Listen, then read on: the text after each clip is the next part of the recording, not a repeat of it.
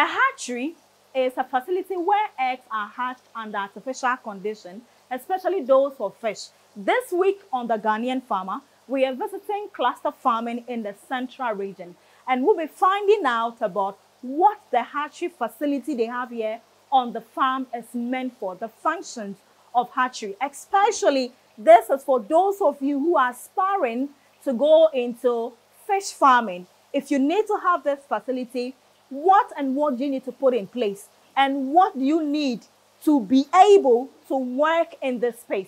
I'll be chit-chatting with the supply chain manager and director of cluster farming in the person of Morris. Yes, he is not a Ghanaian. He's all the way from Holland, who has come to establish himself here for the past 10 years and counting. He and his father, they've created jobs for a lot of young people here in the central region, and a lot of amazing things have been happening here on cluster farming. My name is Enlighten. I'm getting interactive on our social media platform, LinkedIn, Facebook, Instagram, and Twitter, The Ghanaian Farmer. I'm going for a quick breather. When I come back, Morris will join me here and we'll delve into the hatchery facility, what it helps in terms of fish farming. I'll be right back after this. Stay tuned.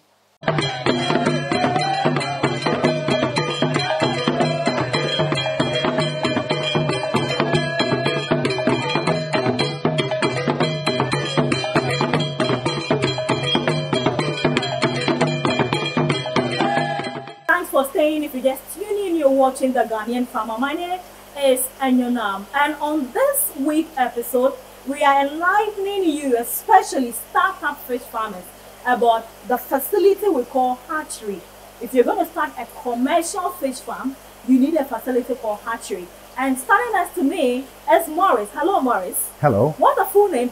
Maurice Valkenburg. Morris. Let's say Valkenburg. Valkenburg. I Englify. Yeah. Okay, nice meeting you again. Morris, originally where are you from? From the Netherlands. Netherlands. Yeah, Holland. Holland. How long have you been in Ghana? I came to Ghana in 2015. 2015? Yeah. Okay. Now, what is the land size of your farm? We have 63 acres to what we can use. At the moment we are using roughly 10-12 acres. 63 acres? Yes. But for now, the structure is seated on 10 or? No, roughly 12 acres. 12 acres. Yeah. Okay. Now the word cluster farming, do you mind telling me how you came by the name and what does it mean? Yeah, cluster as in clustering groups. Yes. Yeah, so putting people together. Okay. And in this case, we are the nucleus, the hub. Right. Yeah, and then the farms around us. Okay. They are the satellites. Okay. We are currently in the process of setting up let's go with an outgrower system. Outgrower system. Okay. Whereby we supply juveniles, feed, technical assistance to the satellite farmers. They also build their farm to our concept. Okay. They work to our standards, and then we buy the fish back from them. That's excellent. Yeah. Now I understand why it is cluster farming. Okay.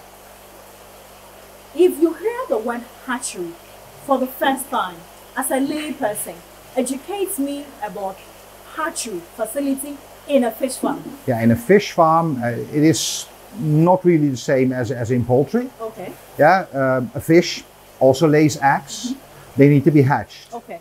In nature, let's take the catfish. Mm-hmm. In nature, the female spawns. Yeah. Mm-hmm. So the eggs come out. The catfish needs a breeding ground, like plants or soil. Yes. The eggs go there. The male comes. And the male protects the eggs, but in the meantime also with the tail fin, aerates the eggs until they hatch. And that's a process of about 24 till a max of 36 hours. So then the larvae will hatch.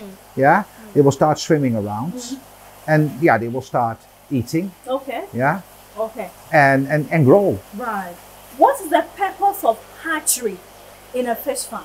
In a fish farm, you want to control it, so you want to increase your yields. So what we do here is induced spawning. Yeah, we We take the females, our broodstock, the parents, let's call it the parents, the females and the males, both from different families, because you don't want inbreeding. Parent stock management is really crucial in a hatchery. Yeah, a lot of people forget that. Okay. Then you check if the female is ready to spawn. When the female is ready to spawn, we bring the females out. We bring them here inside, from the outside ponds to here inside. Then we let them sit for a while. Then we inject the females with hormones. You can use Ovaprene, you can use Ovulin. We use Ovaprene. Right. We've got the best results with it. Then the female sits in clean water, no food, because the female needs to be clean inside, outside, fully. Yeah.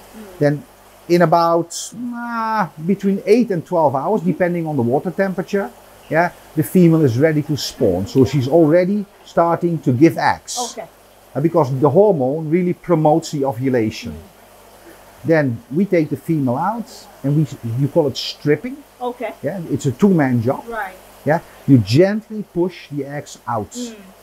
And you catch the eggs in a nice clean bowl, disinfect it. Yeah. Then the male comes in place. Unfortunately, catfish males do not have a nice life because they get sacrificed. Right. Yeah, because we need the testes. We need the sperm. For fish, you call it milt. So we need the milt. So we take the testes out, we extract the milt, we add the milt to the eggs, and that's how we fertilize the eggs. Then we bring the eggs to the hatching ponds that are already prepared. Yeah, there's a net on it, a floating net. In the industry, or here in Africa, they call it kakaban. Yeah, we simply call it hatching net. Yeah, because that's what it is. Right. So you divide the eggs over the net. Yeah, keep the water running, make sure everything is well aerated, and water clean, of course. And then in about 24, 36 hours, they hatch. They start. Before that, you already see movement. Right. Yeah, we call it shaking. And then they start coming out. So they pass through the maze of the nets, and they start swimming around. What's the difference between hatchery and incubator? Incubator is something you use most of the time in poultry. You get your fertile hatching eggs. Yeah, you either get them from your own farm when you have parent stock, or you here in Ghana you import them, for instance. They are mostly coming from the Netherlands or from Belgium. So you bring your fertile breeding eggs inside. You set your eggs. They go on the setter trays, on the trolley, inside. I call it setter because that's the official name for it, but it is an incubator in principle. You bring them in, correct temperature, correct humidity, and then it takes roughly 21 days before they hatch. So that's the incubator brings heat. It's a dry process. This, of course, fish. It's way faster. It's way faster. Yes, it's way faster. The big difference, of course, between catfish and chicks. Yeah. So catfish fingerlings and chicks. Fingerlings take about 6-7 weeks before they are ready for market. A chick is ready in 21 days. Now, when you walk into the hatchery, I see two different types of ponds. Now, on your left, you said it's called the nursery pond. And on my right, it's called what? The hatching pond. The hatching pond. Yeah. What is the difference between these two ponds? Mainly space. Okay. In principle, mainly space, because in the hatching process, when they are larvae of hatchlings, later on larvae, and then within roughly 20-21 days, then they are ready to get transferred to a larger pond because they're getting bigger. So your stocking density rises. The higher your stocking density, the higher the pollution pressure on your water. So you want to give them more space. That is in principle the whole idea about. And of course, your hatching ponds are now empty, so you can put more fish inside. So you can do another cycle. In our case, we hatch every 10 days. Every 10 days. Yeah. Here you see a total of 20 hatching ponds. In the building behind you, we have another 18 hatching ponds. So in this here, where we find ourselves, how many ponds do you have here? We have a total of 20 hatching ponds. Yeah. A total of 20. 20 hatching ponds. Okay. We've got 16 nursery ponds here. Then we have ovulation ponds. Okay. Then we have how do you call it? More of a pond where we put the bigger ones inside to recoup. Yeah. So we've got a large recuperation pond and 4 small recuperation ponds. What's the capacity of each pond? I mean, how many fingerlings or juveniles will I see in each pond? What's the capacity, holding capacity? Hatchlings, yeah, easily 40, 50,000. 40, 50,000 yeah. Inside each pond. Yeah, but you also have to understand at this stage, the mortality rate is the largest. Okay. Because they're extremely fragile. Okay. Yeah. So they might die. Some will die. It's not even might. They will die. I mean, it's a given it's fact. Common logic. What is our aim? Okay. Then I also come really to the aim of a hatchery per se. Yeah. You want to reduce mortality as much as possible. So you want to control it. So we have aerators inside. The water coming inside is all set to timers. Clean water, because with fish farming, not only hatchery, fish farming in general, water is the most important thing. We'll come to water. Yeah. So we have about 50 pieces or 50 million. No, 50,000 for each. Yeah. And some might die at a point because this is the high mortality stage. Okay, so when you are building your hatchery, all right, the pond, what is it made of? This is block, right? Blockwork, yeah. Okay, and inside the blockwork there are tiles. These ones we have tiled. The ones in the other building we have used epoxy paint, swimming pool paint. Right. Yeah, which is also possible. Okay. But you need a nice smooth surface so that you can clean it easily. Right. Okay, about cleaning. Do you clean inside the pond? Yes. And how do you go about it? First stage, so in principle the first 20 days you do not want to touch the small fishes too much. First 20 days. Yeah, you don't. In principle, you want to leave them alone as much as possible. Okay. So what we do, we siphon. Siphoning is done with a hose. Okay. Yeah. You extract water. Due to gravity, the water comes out. We have an attachment on the siphoning tool, so that we only suck out a minor part of the fishes. They come in a bucket. Right. We let it sit for a while. The dirt goes down. The fish comes up. We take the fish out, bring it back. Okay. That's how you go about the cleaning. So no Very hands. gently. No hands inside the water. Okay. Really clean. Right. Yeah. Now let's talk about the water. The type of water I should use my hatchery. Is it the usual tap water? No. Or is it well water? No. What kind of water do you use? Tap water, especially in a hatchery, is forbidden. It's forbidden. Because there's chlorine inside. Okay. And so chlorine, what water do I use? We use borehole water. Okay. Yeah, and even borehole water you need to test. Okay. So we bring our water every year to a lab to let it test it. Yeah. You need to take a sample of the borehole water. Yeah, of the to borehole the lab. water. So the raw water in principle. Okay. Yeah. Because that raw water comes in a large holding tank, and we call it reservoir. And that reservoir holds about 400,000 liters of water. Okay. It's totally covered, but it's aerated, so the heat can go out. Okay. And we mix our water. So in principle, this is a semi-RAS system. RAS is recirculation aquaculture system. Okay. A full RAS system recirculates the pond water, brings it through a filter system, brings the water back. Here we do about, I would say, 40-60. Okay. So 40% borehole water. And we are blessed. Our boreholes are really giving, one, good yield, two, very good quality water. And the 60% is recirculated pond water. Okay.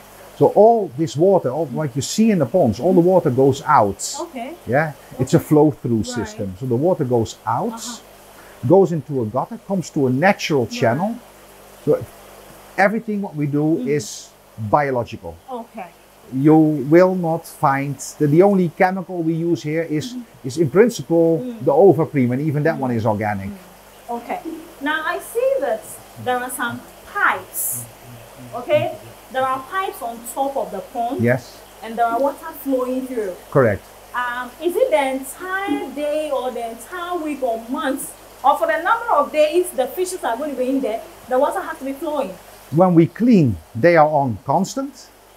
So Okay. when we do cleaning, they are on Right. constant. Okay. When we don't clean, they are on a timer. 1 hour on, 1 hour off. And that 24/7. So 12 hours a day water. Okay.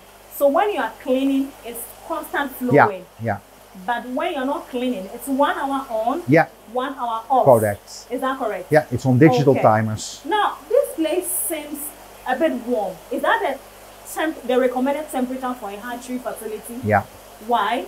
because you want to keep your water at a steady temperature, Okay. 24/7. Right. So you know, now we are Hamatan. Right. Okay, we're getting close to rain almost. Yes. But you know, then the temperature drops in the nights, and slight temperature drops in the water kills the small ones. Okay. So your water temperature should be roughly at least 28, Okay. and then until a range of about 32 degrees Celsius.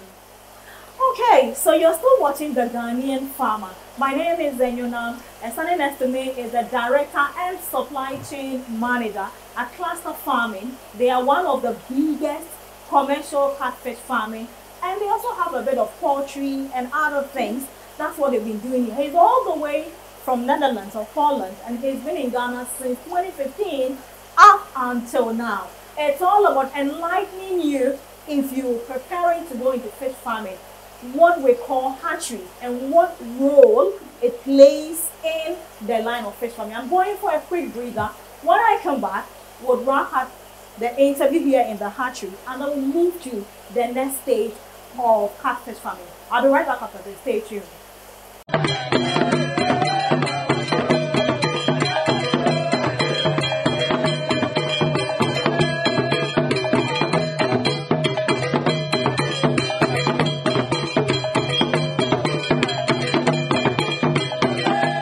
Thanks for staying. If you just tuned in, you're watching The Ghanaian Farmer. Get interactive with your questions and contributions on our social media platform, LinkedIn, Facebook, Instagram, and on YouTube, The Ghanaian Farmer. It's all about enlightening you as to how to build your hatchery facility in case you're planning to go into catfish production or commercial catfish farming. So Maurice, now let's talk about the challenges associated with handling your hatchery.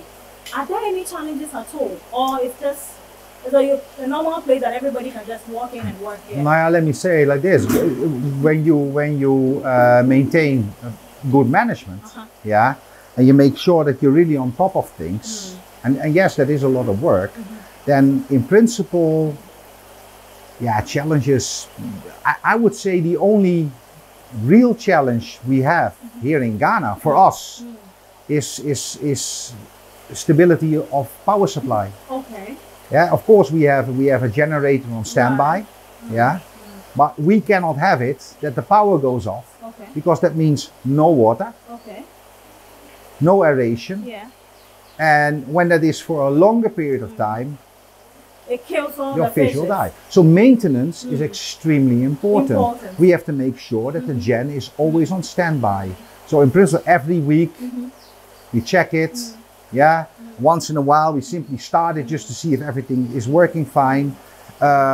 We have an electrician fully employed here. Yeah, we have someone for the plumbing fully employed here. We do a lot of work ourselves. Yeah, I mean it's not that we sit here and let the people do. I mean, my father is a constructional engineer by trade, old school, and you need old school in Ghana. So when it comes to plumbing and when you see everything, my father built it. Okay. Now, you mentioned good practices or good management practices. Yeah. So what are these? What are the good practices you are? Working clean. Biosecurity is important. It is not at the same strict level as poultry hatchery, where you have to take a shower before you are allowed to come in and so on and so on. But clean, work clean. Make sure that all your equipment is clean. Make sure that when we do the cleaning of the ponds, we not just clean the ponds, we clean the pipes as well. Because the water sits inside. We have got like you get like a manganese build up in your pipes, so you want to brush everything out in a proper way. So yeah, work clean. That's really important. Work clean, and also for the fish. But for the fish, yeah, when we harvest, the ponds are built in such a way that we can do harvest by, in principle, flushing the fish out. Okay. So we don't use nets. Okay. Because when we use nets, especially at this stage, you scare them. Okay. You stress them. Yeah. And fish in general, not even small ones, even big ones, they are stressed very easily. Okay. And at this stage, when they are that small, stress equals mortality. Okay. All right. So talking about stress, if your fishes become stressed, how do you know? What are the symptoms? What do I see? Now with the small ones, it's difficult To see. to see. Definitely. Yeah, really difficult to see. Okay. Yeah, unfortunately, you will see it Okay. because they will be on the floor and they will not move. They will not And float. that's not because they are resting, simply that's because They are dying. Okay. So you have to take action. Right. Yeah. Okay. So you have to see, but in principle, what we do is we prevent. We prevent stress. So the way we harvest, the way we clean, we prevent stress. Okay. Now, those who work here, do I need some special skills or training to be able to manage or work in this department of the farm? We have done with all the people who work here. They all got an in-house training. Okay. Yeah. So they are not how do you call it? They are not coming from some education in the form of fisheries or aquaculture. Right. Yeah. So it's all in-house training. Okay. Yeah. And we have done the training. Right. Yeah. Okay. So no, it is. You need to be consequent. You need Okay. you need to be dedicated. Now I'm going to say something that you probably will like. Okay. Probably. Yeah. You probably have seen that all the people working in the hatchery are female. Yes. We don't do that to tick the box for gender equality. Okay. We do that because females are simply better. Yes. They pay attention. They pay attention, they Okay. are dedicated, they Right. are motivated. Okay. Yeah? Well done. Well done for having more women in the hatchery. Yeah. Now, my next question would be, is it expensive for me to build my own hatchery? Is it expensive? When you want to build it like we have done it, and in principle, I would say that's the only good way. Okay. You can even bring it a level up. Right. Yeah, you can even go more Okay. modern. Right. Yeah, principle. What we have done, we have found a way between a more modern hatchery and a more traditional one, the way they do in Africa. Okay. Yeah, but yes, it comes at a serious cost. cost. Yeah, yeah. All right. This is the most how do you call it? Capital intensive parts Of the of whole fish farming. To be really amazing. honest, I would not say to someone, oh, just build your hatchery, do your fish, and that's the best way. No, if you want to be a fish farmer Yeah. and you want to do like 500,000 pieces per cycle, don't hatch. Okay. Buy your fingerlings or your Okay. juveniles at a good hatchery. Okay. Yeah, of course, I would say buy them with us. Okay, then that brings me to whether or not the fingerlings or the juveniles you produce from here, is it all used on your farm or you sell to other farmers? The majority gets sold. The majority gets sold. Yeah. Okay, so when you're selling, how do you go about the selling? Do you count them 1, 2, 3, 4, 5, or you fetch them in a bowl and then you sell? How do you go about selling? Depending on the quantities. This morning we had a customer coming here. Okay. Unfortunately, he came very early, otherwise you would have seen it. Right. Yeah. Okay. He got 1,000 pieces, which is not a large amount. Okay. Yeah. We hand count. Okay. We simply hand count. Okay. You count it We count it. one by one. Yeah. You will see it when we go there. We've got Okay. we've got a counting table, right, that's stainless good. steel counting Okay. table. Okay. Yeah. So the 1,000 pieces he bought is for how much? You mean the price The one each? that, yes, the one Yeah, that he client bought bought. juveniles, Uh-huh. 10 gram, Yes. 2 CD 50 pesos. Okay. So each 10 gram of juveniles Yeah. is how much again? 2 CD 50 pesos. Is hatchery, is producing fingerlings and juveniles for sale, just that alone, is it profitable? Yeah. It is? Yeah. So I can decide to just do this one and not grow the fish to a table size. I can just decide to do this one only for a business. Yeah, but you have to do it big. Otherwise, it doesn't make sense. Okay. It has to be on a large scale. Yeah, so otherwise it doesn't make money. sense. And you have to do it very good. Okay. Otherwise, it still doesn't make sense. Okay. Yeah. All I mean, in Holland, we always say, let that work be done by the professionals. Yeah. By the ones who are doing it Yeah. for a longer period of time.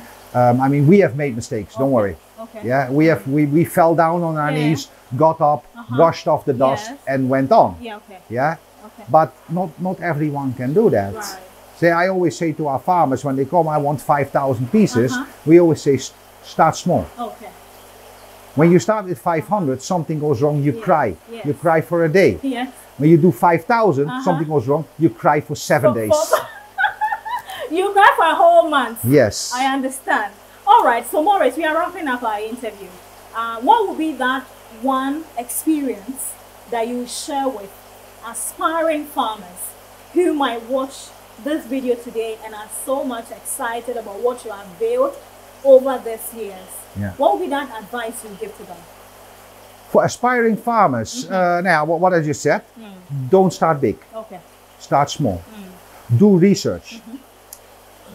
We are here also. I mean, it's not that we, when people call us and they want advice, we give advice. Okay. We schedule a meeting, we let them come to the farm, and we explain them how it works. And if they are really serious, then we can start working together. Okay. How do we find your social media handles, website? We are on Twitter, we are on Instagram, TikTok, very how do you call it, popular in Ghana. Facebook, my father has got a LinkedIn account. What are we more on? Facebook, Twitter, Insta, YouTube, of course. And the name to search for is what? Cluster Farming Holding. In principle, I think when you do cluster farming, then you will get most of them. And otherwise, go to our website, www.clusterfarming.org, and then you will see all our handles. You simply have to click on it and you are there. Okay. All right, so there you have it. He's advising that if you want to start small, and then you make the mistake, learn and keep growing or keep expanding. You don't necessarily need to have a hatchery as well. Start buying from somewhere, and as you become experienced and matured in the business, and you have the resources, then you can decide to set up a hatchery for yourself. My name is Anyana Manya. This has been the Ghanaian Farmer. And the subject for discussion today was on hatchery facility in a commercial catfish farming. And we were graciously welcomed by the supply chain manager and director of cluster farming. He's in the person of Maurice. Thank you very much. You're welcome. So I'll take you round for him to actually pinpoint at some of the things he's mentioned during the discussion. Until then, stay active on our social media platform. So bye for now.